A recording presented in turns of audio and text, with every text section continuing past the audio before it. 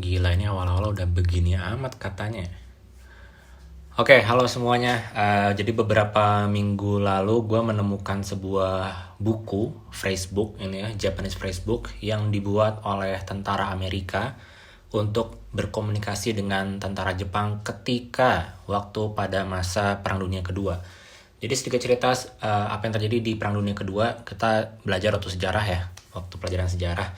Jadi kan kita tahu tahun 40-an lah sampai 45, dan puncaknya tahun 45 itu menjadi salah satu faktor yang bisa membantu kita Indonesia juga untuk merdeka. Jadi proklamasi Soekarno-Hatta ketika 17 Agustus tahun 45. Dari masa penjajahan Jepang menarik pasukannya karena kalah dari sekutu dan lain sebagainya.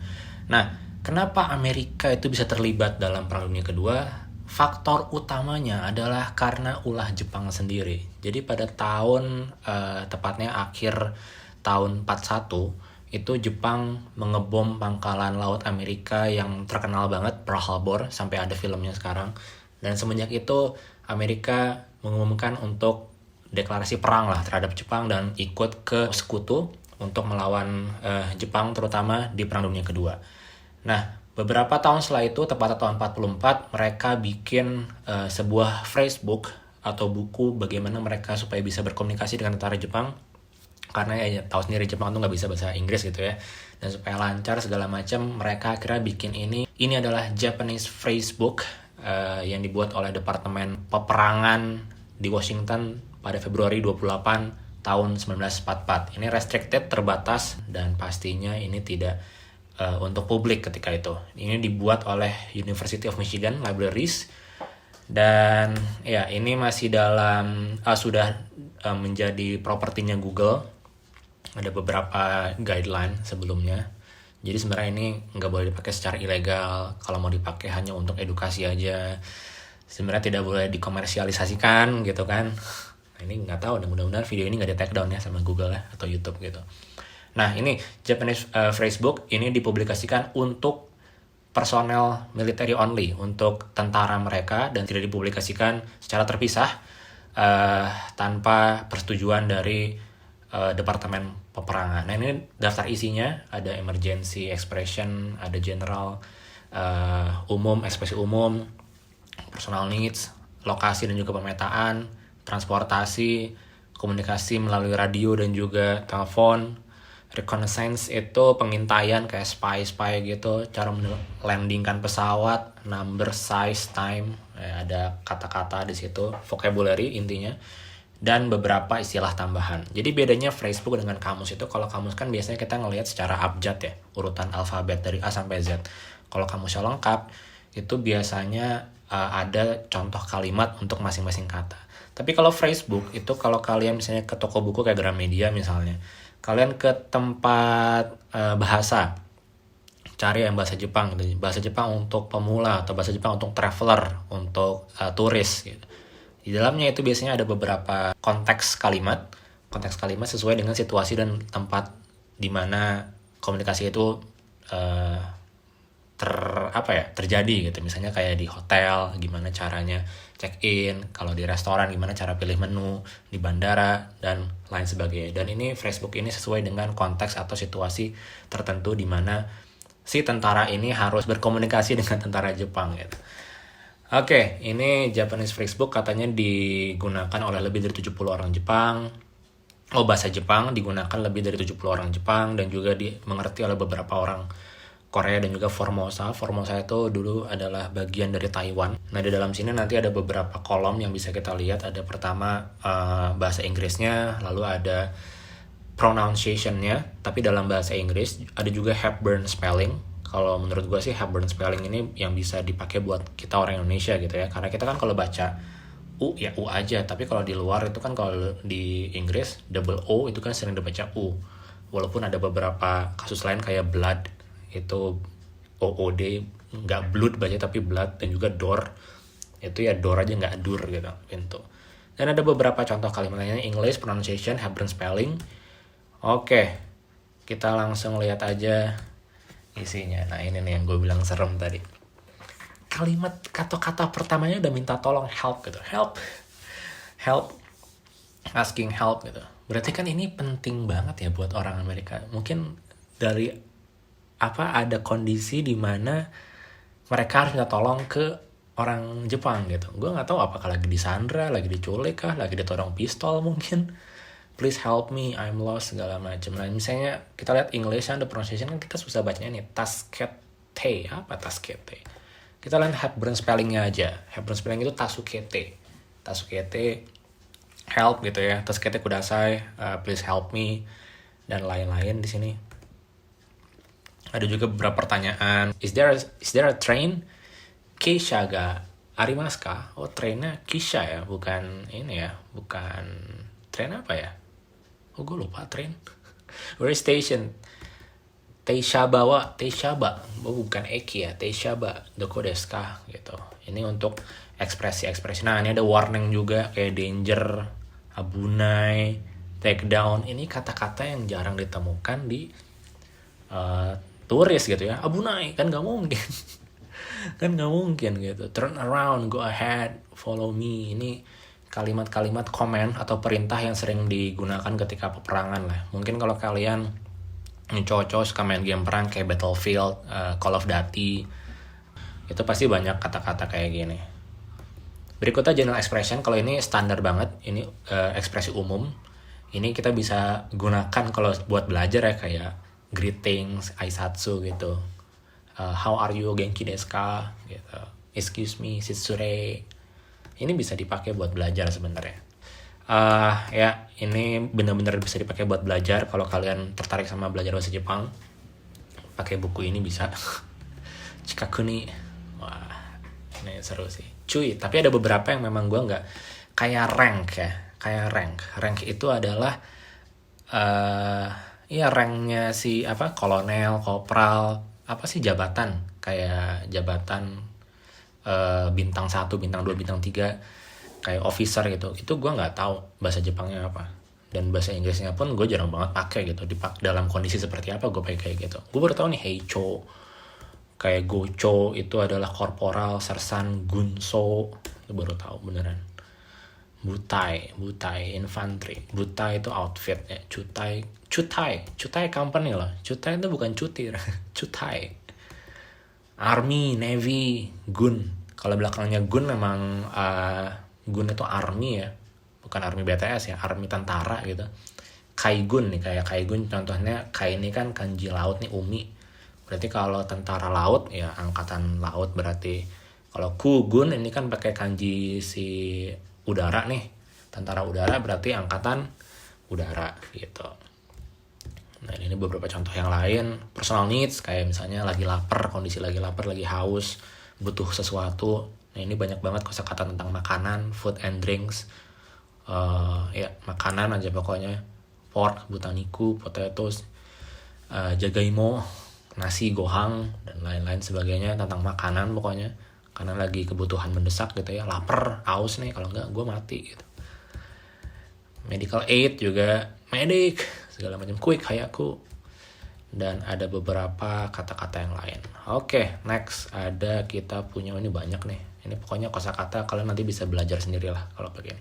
Lokasi dan juga pemetaan. Kayak misalnya di mana lebih banyak sekali pertanyaan. Doko, ada town, machi, kota, police station, Keisatsu sho. Oh, seringnya Kobang. Kobang itu police post, tapi kalau police station Keisatsu sho. Distance, jarak. Toi, jauh banget. Taiheng Toi, dekat. Cikai, bukan Cikai. Natural terrain, dry, wet, segala macam. Nah, berikutnya road transportation, perjalanan sih lebih ke jalan. Anzeng, kayak warning gitu. Safe, unsafe, abunai, bahaya. Anzeng, aman. Hashi, jembatan. Ini lebih ke road dan transportasi. Komunikasinya melalui radio, bukan yang ketemu langsung ya. Telepon, hello, moshi gitu, bukan konnichiwa ya dipakainya. Lalu juga ada number nih, ini penting buat kalian yang belajar bahasa Jepang juga. Number tuh penting, kayak ichi, ni, sang, yonggo, rokunana, hachi, jukyu. Lalu juga ada 20 kayak niju, 100 kayak hyaku, seng, 1000, 10.000, mang setelah di atas 10.000 itu gabungan kayaknya 100.000, jumang 1 juta, yakumang gitu-gitu. Ini ya, nah ini pengintaian tadi, are they nanya desu ka, misalnya kayak juga kujing desu ka, orang Cina ya, ternyata atau apa, nggak ada Indonesia tapi di sini, padahal Filipina ada ya, karena Amerika sama Filipina dulu sempat ada, mereka punya base di Filipina buat nyerang Jepang waktu perang itu. Railhead, landing a plane, gimana, clear land, nah. Chakuriku shite daijoubu desu ka, apakah aman mendarat di sana gitu. Wah, gila sih. Number, size, time sama, dan ya ini bisa dilihat sendiri nanti, dan juga notes ya. Nah ini additional terms nih, weapons and ammunition, ini senjata juga amunisi. Ini gue nggak pernah belajar kosakata ini dimanapun, gue baru lihat pertama kali di sini. Bom, bakudang, cannon, taiho, itu baru tahu, gila. Pistol, kenju, main atau jebakan itu apa ya, ranjau, main itu apa ya, jirai, oke. Tool, supplies ya, macam-macam juga, communication, antena, battery, ini banyak banget sih kosakatanya ya. Uang, dan ini important signs kayak stop, tomare, dan lain-lain, dan ini indeksnya. Oke. Wow, banyak ya, merah lagi bukunya. Oke, jadi gue matiin dulu. Jadi intinya adalah ini itu dipakai oleh tentara Amerika ketika mereka berkomunikasi dengan orang-orang Jepang. Sekali lagi ya, tentara-tentara Jepang. Cuman gue nggak tahu nih seberapa panas hubungan mereka atau peperangan mereka. Apakah kalau ketemu tentara Jepang langsung tembak-tembakan kah? Atau ada komunikasinya kayak gini? Misalnya sersannya mau ketemu sersannya gitu kan, berkomunikasi dengan buku ini atau gimana? Apa harus dihafal dulu? Karena ada kanjinya juga, mungkin ada beberapa tentara Amerika yang dilatih buat belajar bahasa Jepang ketika itu. Dan wah, pokoknya sampai Amerika aja harus ngalahin Jepang itu dengan atom kan, bom atom, bom nuklir itu. Di Hiroshima Nagasaki, gue sempet ke Hiroshima ngeliat atomic dome-nya, titik dimana bom itu jatuh, ada museumnya juga, gue sempet bikin vlognya kalau nggak salah. Dan pokoknya dulu Jepang itu penjahat perang lah. Mereka itu kejam sekali dulu ketika sebelum 45 itu. Kita sendiri dijajah juga, ada Romusa segala macam. Kata orang-orang penjajahan Belanda 3,5 abad itu nggak ada apa-apanya dibanding 3 tahunan Jepang gitu kan. Sampai macam-macam lah, pertempuran di mana-mana, kejam sekali zaman dulu. Tapi setelah kalah dari perang, dibom lah Amerika, ratusan ribu orang meninggal secara instan gitu ya. Mereka tobat. Mereka tidak mau lagi berurusan dengan namanya perang. Mereka mau bertanggung jawab dalam tanda kutip ya terhadap negara-negara yang dijajah termasuk Indonesia. Mereka langsung membangun kerjasama. Sekarang udah 60 tahun lebih Indonesia sama Jepang hubungan bilateralnya, dan banyak sekali kebijakan-kebijakan yang dibuat supaya tidak merugikan negara itu lagi, kayak misalnya transfer ekonomi, transfer teknologi gitu kan, kerjasama ekonomi. Sekarang kita punya banyak sekali produk-produk Jepang, contohnya MRT segala macam, itu salah satu kerjasama dari situ juga. Dan macam-macam lah, intinya Jepang tobat. Kalau kalian main ke sana, kalian tidak akan menemukan orang berseragam, maksudnya tentara, army, militer segala macam ya. Kalian tidak akan temukan. Polisi juga polisi gitu-gitu doang. Polisinya cupu menurut gue. Polisi-polisi Jepang itu nangkep paling razia sepeda, kalau enggak motor baratin mobil, paling gitu-gitu doang. Gue selama 2 tahun di sana nggak pernah nemuin yang kasus yang pistol gitu, polisi megang pistol atau segala macam, atau ada orang-orang berseragam gitu ya. Gue 4 hari 5 hari di Korea aja gue nemu orang berseragam ijo-ijo gitu. Kalau kalian nonton Dots, Descendant of the Sun gitu kan, tentara-tentara, karena di sana kan masih akmil ya, wamil, wajib militer. Itu hampir tiap hari gue lihat orang berseragam kalau di Korea. Kalau di Jepang nggak ada sama sekali. Jadi mereka sudah tidak mau terlibat dengan peperangan apapun lagi, secukupnya aja. army mereka, tentara mereka ada tapi tidak pernah ditunjukkan. Sudah jauh dari situ. Bahkan di pelajaran sejarahnya anak-anak SD, SMP, SMA tidak pernah diajarkan juga bahwa Jepang pernah menjajah negara-negara seperti Indonesia, negara-negara Asia Tenggara lain, gak pernah.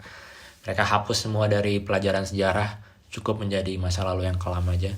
Dan ya, itu adalah yang pengen gue sampaikan. Jadi gue nemu ini dari Twitter sebenarnya, dan gue baca-baca menarik banget. Sampai orang Amerika itu mereka bikin bagaimana mereka supaya bisa berkomunikasi dengan orang-orang atau tentara-tentara Jepang ketika itu ya. Dan ya, mudah-mudahan ini informasi yang menarik. Sekali lagi, kalau kalian mau lihat isinya nanti gue kasih linknya di deskripsi, tapi tolong digunakan secara bijak karena ada guideline dan ini sudah jadi property digitalized by Google. Oke?